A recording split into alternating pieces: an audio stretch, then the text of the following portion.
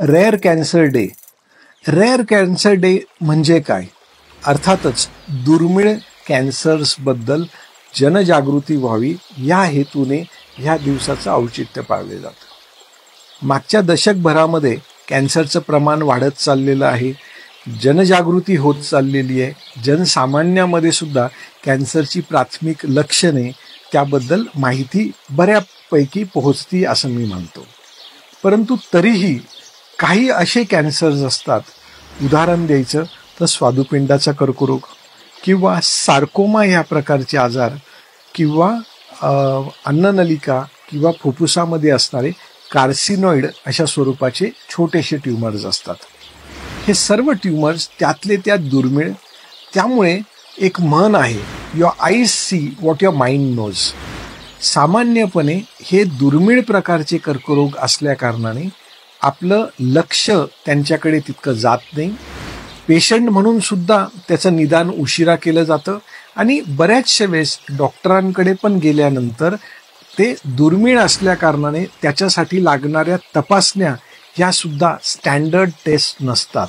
याच्यासाठी काही वेगळ्या प्रकारचे टेस्ट करावे लागतात, which is not part of your routine prescriptions.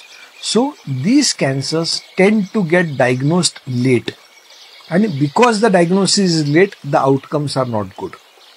So ह्या दिवसाचं औचित्य पाळून as HCG Manavata cancer centre आम्ही विश्वास ठेवतो प्रत्येक पेशंटचं कॅन्सर प्राथमिक अवस्थेत निदान करणं आवश्यक आहे.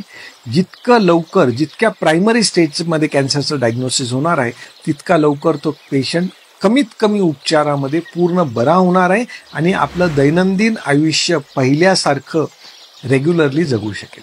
So we should be aware about these rare cancers. ह्या व्हिडिओच्या माध्यमातून आपल्या सर्वांना आवाहन करू इच्छितो की जे काही सिम्पटम्स आहे, आपल्या शरीरामध्ये होणारे छोटे का बदल असणार त्याकडे कृपया करून दुर्लक्ष करू नये. स्मॉल सिम्पटम्स 4-8 दिवस आहेत, फाईन. परंतु कुठलाही अनएक्सप्लेन्ड वेट लॉस असेल, वीकनेस असेल किंवा आपल्या शरीरामध्ये होणारा बदल जो आपण इमिडिएटली ओळखू शकतो, 10-15 दिवसांपेक्षा जास्त दिवस राहत असेल, please do not ignore. Reach out to a clinician and get investigated.